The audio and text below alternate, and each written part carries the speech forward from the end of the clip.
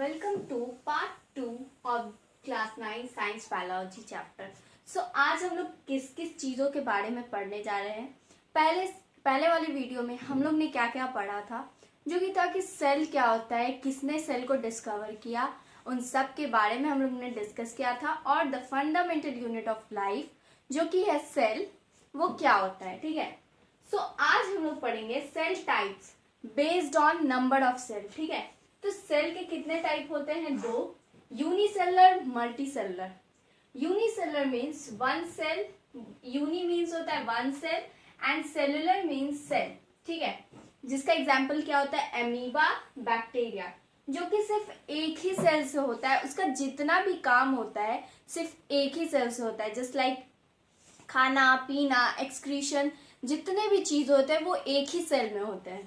ठीक है, यूनिसेलुलर का क्या है definition? Are formed of only one cell, जो कि सिर्फ एक ही सेल से बनता है। अब क्या है मल्टी सेलुलर? मल्टी मतलब क्या होता है? मोर, और सेलुलर सेल। ठीक है, सेलुलर मीन्स दोनों का मीनिंग सेल ही होगा, और uni means one, multi more. Just like human plants, human और प्लांट्स ऐसा नहीं है कि ह्यूमंस जो है वो एक ही सेल से बने हुए। ह्यूमन में बहुत सारे सेल्स है, तब ना उससे टिश्यू बना, तो वो लोग मल्टी सेलुलर में आते हैं। इसका क्या है definition? Are formed of many cells, मतलब जो है एक ही उसमें सेल नहीं होता है। They are made of more than one cell. ठीक है, बहुत सारे सेल से बने हुए थे।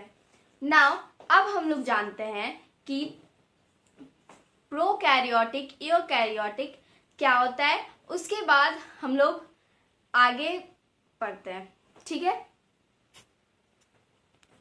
सबसे पहले हम प्रोकैरियोटिक सेल और यूकैरियोटिक सेल जानने से पहले हम लोग ने फर्स्ट जब पार्ट 1 में हम लोग ने इंट्रोडक्शन वीडियो में पढ़ा था कि जो है सेल जो है वो बेस्ड किस चीज पे होता है? नंबर, साइज पे होता है, शेप पे होता है और नंबर पे होता है। ठीक है, तो शेप, साइज, शेप में जैसे नर्व सेल, फैट सेल, सबके अलग अलग सेल्स के शेप होते हैं। फिर साइज भी अलग अलग होते हैं, किसी का साइज छोटा होता है, किसी का बड़ा होता है। नंबर, कोई बहुत ज्यादा आते हैं, कोई बहुत कम सेल होते हैं। ठीक है, तो वो होते हैं बेस्ड, सेल किस चीज पे बेस्ड होता है? Size, shape, number. ठीक है, अब उसके बाद हम लोग जानते हैं प्रोकैरियोटिक और यूकैरियोटिक सेल। ठीक है, प्रोकैरियोटिक, प्रो मीन्स क्या होता है? प्रिमिटिव, एंड यू मतलब क्या होता है? True. True nucleus, primitive nucleus, true nucleus. ठीक है, तो ये इसका अकरेंस कहाँ पे होता है? प्रोकैरियोटिक का और यूकैरियोटिक का। Prokaryotic found in kingdom Monera. ठीक है, ये बैक्टीरिया, ब्लू ग्रीन एल्गी, ये सब में ठीक है फाउंड होता है, मिलता है। और यूकैरियोटिक सेल कहाँ पाया जाता है? Found in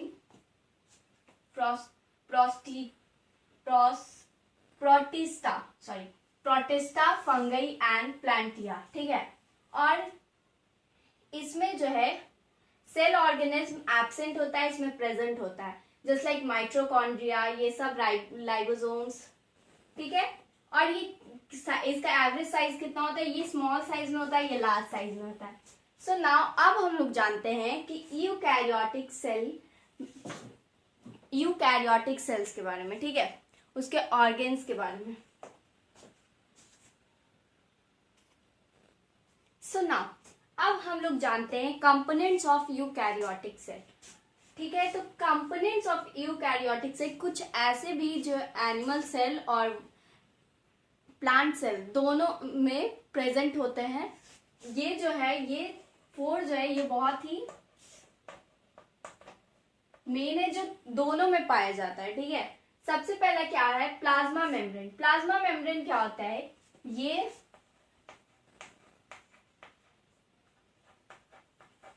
this is 2 layer of lipids. ये लिपिड्स का 2 लेयर होता है। ठीक है,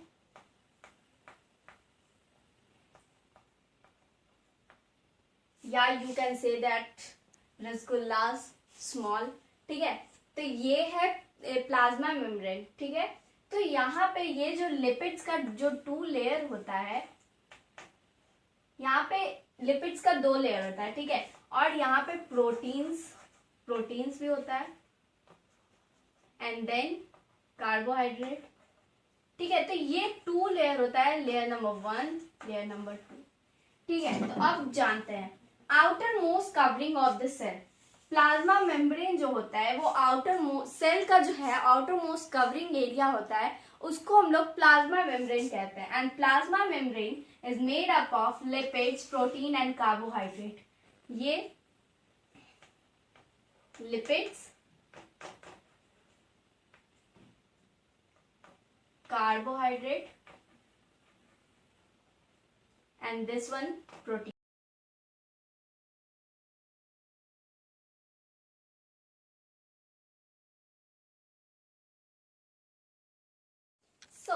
So these are like 2 rasgullas. so ये जो है इसको बाई लेयर भी कहा जाता है।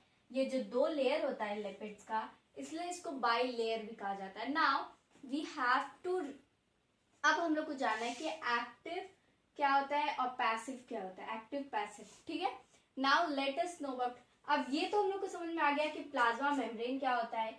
ये जो है आउटर मोस्ट कवरिंग सेल होता है। अब सेल वॉल, उसके पहले हम लोग को एक्टिव और पैसिव के बारे में जानना जरूरी है, जो कि प्लाज्मा मेम्ब्रेन का पार्ट है। Then cell wall, nucleus, cytoplasm. So now let us move to active and passive, ठीक है। तो हम लोग जो है एक्टिव और पैसिव के बारे में जानते हैं शॉर्ट में, ठीक है। तो हम लोग को अपना चैप्टर भी कंप्लीट करना है, जो कि है पूरा, अभी हम लोग को माइटोकॉन्ड्रिया, राइबोसोम्स, इन सब के बारे में पढ़ना है। सो एक्टिव में क्या होता है कि एनर्जी रिक्वायरमेंट नहीं होता है, लॉ ऑफ डिफ्यूजन होता है, diffusion of gases. Then movement of water across is called osmosis, जो कि है यहाँ पे वाटर जो है रिपेल हो जाता है, और जो अगर चैम्बर रहता है तो उसको एक्वा पोर्स कहते हैं। फिर पैसिव में Na+, फिर ATP, और इसमें अमीनो एसिड्स प्रेजेंट होता है। सो अब हम लोग जानते हैं कि सेल वॉल क्या होता है। Now let's move to cell wall.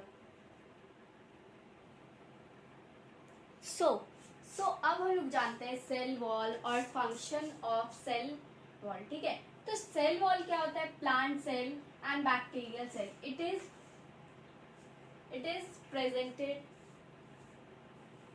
Is present in plant cell and bacterial cell.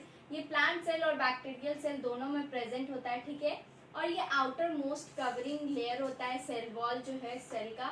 फिर ये कब देखा गया था, रॉबर्ट हुक के द्वारा 1665 में, और ये बढ़ भी सकता है, ठीक है। अब फंक्शन क्या है सेल वॉल का, mechanical injury, pathogens, rigidity, osmotic pressure, it occurs osmotic pressure and support, ठीक है।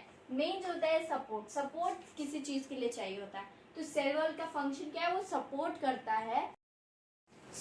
अब हम लोग जानते हैं कि न्यूक्लियस क्या होता है, द सीईओ। इसको सीईओ क्यों कहा जाता है, क्योंकि ये हेड होता है, ठीक है। न्यूक्लियस सेंटर में पाया जाता है, ठीक है। And head office of an organisation, इसको हेड ऑफिस कहा जाता है। डीएनए, ठीक है, इट इज विच इज जो कि हमारे पेरेंट्स से मिलती है। कुछ ऐसा भी चीज होता है जैसे लाइक हमारा नोज है, ठीक है। तो कहा जाता है ना कि हमारे पेरेंट्स से हमारा नोज मिलता है, मम्मी पापा से नोज मिलता है, या आंख मिलता है, आईज मिलता है, ठीक है। तो वो क्या होता है, वो डीएनए होता है। It which is a hereditary material is called DNA, जो कि हमारे पेरेंट्स से मिलता है। अब हम लोग क्या जानते हैं कि it control structure and working of cell. ये जितना भी सेल का स्ट्रक्चर होता है, वर्किंग होता है, ये सारा जो है कौन करता है, सेल, ठीक है। सारा जो है, सॉरी सेल नहीं, न्यूक्लियस करता है, ठीक है। न्यूक्लियस जो है वो सेंटर में न्यूक्लियस, इसको न्यूक्लियस कहा जाता है, ठीक है। और ये न्यूक्लियोप्लाज्म है। सो न्यूक्लियस तो जान गए, इसको क्या कहा जाता है, ये सेंटर में होता है और इसको हेड ऑफिस भी कहा जाता है। और द सीईओ, मेन पॉइंट क्या है, द सीईओ, ठीक है, क्यों कहा जाता है, तो यहाँ पे जितना भी स्ट्रक्चर, फंक्शनिंग, वर्किंग सब यहीं पे होता है, इसलिए इसको न्यूक्लियस कहा जाता है। सॉरी न्यूक्लियस नहीं, हेड ऑफिस। सो अब हम लोग जानते हैं कि साइटोप्लाज्म क्या होता है। So now move to cytoplasm. अब हम लोग जानते हैं कि साइटोप्लाज्म क्या होता है। Cytoplasm it is a fluid content inside the plasma membrane. ये प्लाज्मा मेम्ब्रेन के अंदर जो एक फ्लूइड होता है, ठीक है, इसको हम लोग क्या कहते हैं, cytoplasm. It is also contains many specialised cell organelle. ठीक है, ये बहुत सारे स्पेशलाइज्ड सेल ऑर्गेनेल्स भी कंटेन करते हैं। And it is the inner granular mass of the cytoplasm. It is called endoplasm. ठीक है, जो इनर ग्रैनुलर मास होता है साइटोप्लाज्म के अंदर, उसको एंडोप्लाज्म कहा जाता है। ठीक है, and one more point is that the part of the cell which occurs between the plasma membrane and nuclear envelope is called cytoplasm. ठीक है, जो वैसा पार्ट सेल का जो कि जिसमें 1 मिनट जिसमें जो है plasma membrane nuclear envelope occurs करता हो, इन दोनों के बीच में उसको क्या कहा जाता है, साइटोप्लाज्म। ठीक है, just like this is the diagram. ये जो फ्लूइड लाइक स्ट्रक्चर है इसको साइटोप्लाज्म कहते हैं। ये सेल वॉल हो गया, फिर बीच में न्यूक्लियस। सो ये 3 था जो हमारा यूकैरियोटिक सेल्स था। अब हम लोग जानेंगे सेल ऑर्गेनेल्स। ठीक है, जो कि क्या है, endoplasmic reticulum, Golgi bodies, ribosomes, mitochondria.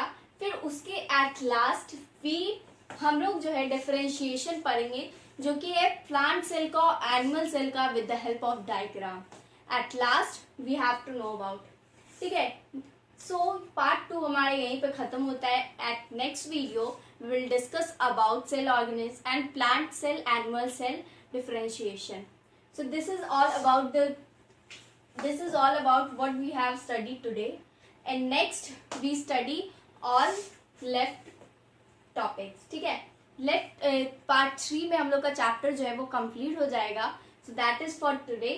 Thank you. Subscribe for more videos, and if you understood all this, अगर आपको इसमें से कुछ भी जो है ऐसा जो नहीं समझ में आया वो आप लोग जरूर से कमेंट कीजिएगा ताकि मैं उसको पार्ट 3 में बता सकूं. So thank you for today. Like, subscribe and share.